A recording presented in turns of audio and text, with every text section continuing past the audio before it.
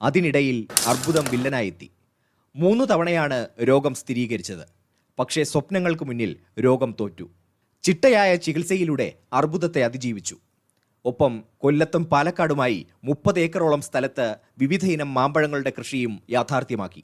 ഞാൻ എല്ലാവരോടും പറയും, നിങ്ങൾ ഇതിനെക്കുറിച്ച് ഓർക്കുക ചെയ്യരുത്. ഓരോരുത്തർ ഈ റിസൾട്ടൊക്കെ വരുമ്പോൾ പോസിറ്റീവ് എന്ന് പറയുമ്പോഴത്തേക്കിന് ഭയങ്കരമായിട്ട് ഡെസ്പാവും. ഞാൻ പറഞ്ഞു അത് മാത്രം നമ്മൾ ചെയ്യാതിരിക്കുക, നമ്മൾ പേടിക്കരുത്, ഒന്നിനെയും പേടിക്കരുത്. അപ്പോൾ നമ്മൾ കൂടുതൽ എൻഗേജ്ഡ് ആയിരിക്കാൻ എനിക്കങ്ങനെ ഇപ്പം ഒന്നിനുമേ സമയം കിട്ടത്തില്ല. കുടുംബത്തിന്റെ പൂർണ്ണ പിന്തുണയോടെ മാമ്പഴമടക്കം വിവിധ ഫലങ്ങളുടെ കൃഷിയിൽ സജീവം. സ്വന്തമായി കൃഷി ചെയ്തതുൾപ്പെടെ 90-ലധികം മാമ്പഴങ്ങളുമായി മേള നടത്തുകയാണ് ഈ വീട്ടമ്മ. മനുഷ്യരെ പോലെ തന്നെയാണ്.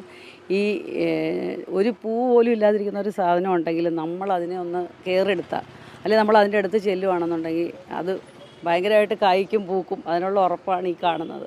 മേളയിലേക്ക് മാമ്പഴപ്രേമികളുടെ ഒഴുക്കാണ്. മാമ്പഴങ്ങൾക്കൊപ്പം മാവിൻ തൈകൾക്കും ആവശ്യക്കാർ ഏറെ. രോഗം തളർത്താൻ നോക്കിയ ജീവിതമാണ് ഇവിടെ ഇങ്ങനെ ജയിച്ചു നിൽക്കുന്നത്.